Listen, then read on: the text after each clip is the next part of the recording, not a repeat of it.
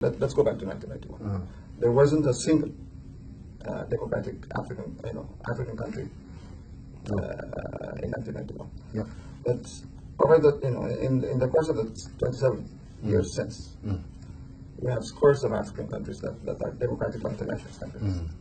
Now take, for example, South Africa, and then Botswana, and then Namibia, and Ghana, Malawi, Benin. While we have stood where exactly at the same spot we were in 1991. This is I think this is terrible. Yeah, it is very terrible. Because democracy is advancing in Africa, but not in Ethiopia. And why? And why? I think fundamentally because there's a crisis of leadership. I think not because something is wrong with the people, but I think this is fundamentally a failure of the elite, of the Ethiopian elite, not only in terms of the EPRD per se, but the whole Ethiopian elite as a whole. I agree to the point, because even during that time, the most African countries were newly liberated ones. Yeah. We fought for their independence. Yeah. And now they're ahead of us. We're still stuck there. And that's an embarrassment, a national embarrassment, I think. So that's true. I don't know whether what is lacking, and I cannot put the way you put it. It is mainly the government, not the because when the political landscape is okay, the lion's share belongs to the EPRDF. I agree with that. But I also think the elite, we all have responsibility to bring this country into the democratic era. We all have, but the lion's share, I agree with you. It's the EPRDF that's the stumbling block to democracy in Ethiopia. But we see ourselves in the EPRDF. The EPRDF is a reflection of the white nation. And where exactly is the EPRDF sit the most? It's at the top. It's at the top. I agree. Okay, then what is the situation the country is in now then? Well, I like the word that you use. And that word is cautiously optimistic. We're in transition. We don't know which way we're headed. And we are cautiously optimistic. We don't, because on the one hand, we could move towards democracy. There is a possibility that we could move. The reformist elements within the EPRDF have their way. We could move towards democracy, but if not, and they insist on maintaining the status quo, on keeping the status quo, then we'll descend into chaos. Chaos that the international, not only the international community, not only the Ethiopian, but also the Ethiopian people don't want. This is chaos from which no one will benefit. So we don't know, but we don't know at this point. We don't know which way we'll be headed. But personally, I'm praying for the peaceful transition, for change. Yeah, this is what everyone likes, and I think we don't have any other option other than continuing the process and helping the democratization process, and through especially non-violent means. Because we have tried in our history so many times, we have been violent so many times, we have fallen and risen again so many times. We have built many things and then we have destroyed them, and we have started afresh again. I think this time round we cannot afford to do that. That does not allow us, and we cannot go. I don't think we can get out of that once we are bogged down in it. Therefore, I think every one of us must contribute and help those people who are supposedly in the helm of the government and look like reformists.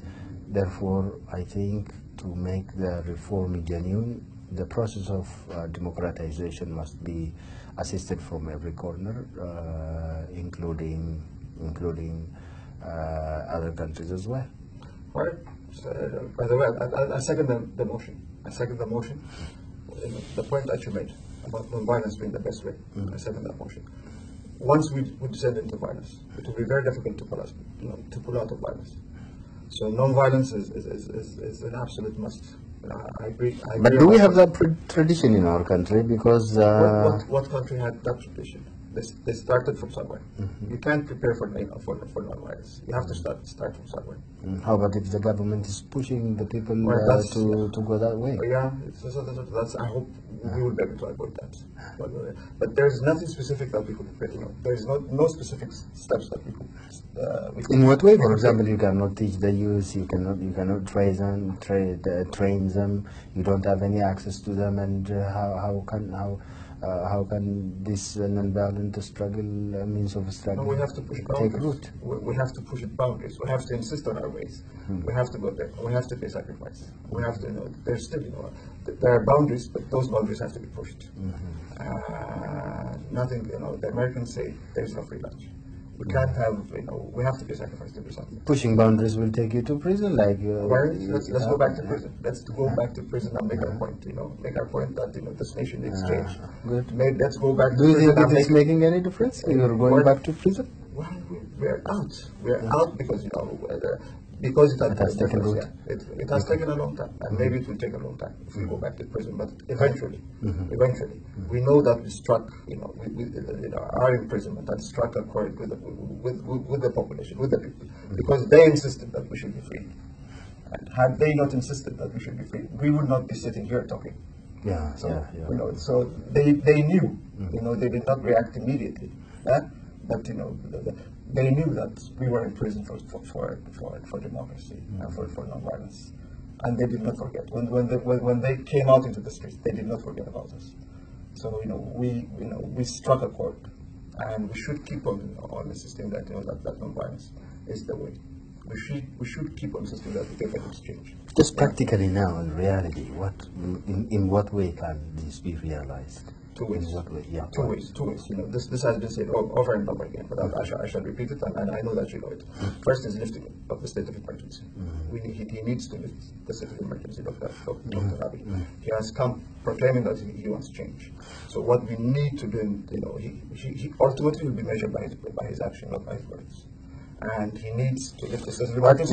What's the importance of lifting the state of emergency? For example, when the state of emergency was not in place, the country was as undemocratic as it has ever been.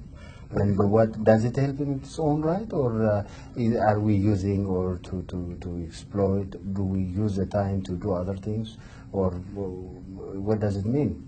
Well, the state of emergency for people like us who have refused to fear and who are, say, I'm sorry to use the word, but professional dissidents.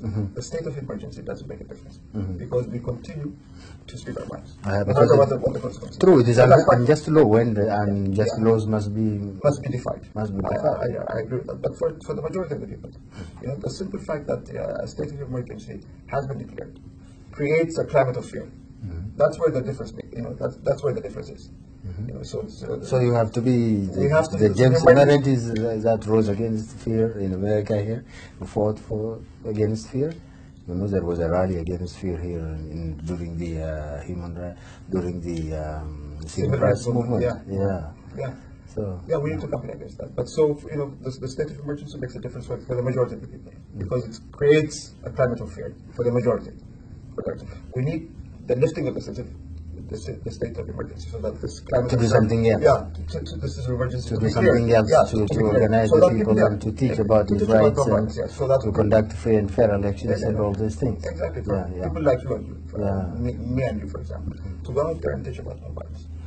The need, for brotherly love between ethnic groups, for peace. We need, this state of emergency to be lifted first, and then, far more importantly, what he needs to do is to call for this all-inclusive dialogue. We need to bring into the process not only those organizations that are in the legal area, that are legal organizations, but those organizations that have been branded as terrorist organizations. We need them in the democratic space. What if the government doesn't lift now? To bring real change on the ground. And this is the South African model, by the way, Baqala. This is not something we have devised ourselves. This is this is a tasted path. It has been tasted in South Africa, it has been tasted in Asia, it has been tasted in many, it has been tasted in Latin America, it has been tasted in many other African countries, and it has worked. We have a model that works. We just need to bring it to Ethiopia and implement it, with slight adjustments to our situation, and it will work. It will move us forward in the democratic transition. So I think he needs to do these two things to bring about the change that he says that he wants. Without this, without doing these two things, nothing will happen. We'll be stuck there. There will be no change. If this doesn't happen, what will happen? We'll continue. We'll continue to struggle for democracy. I'm sure you're there. I'm there. We'll continue to press, through non-violent means. We'll continue to press for change, for big change.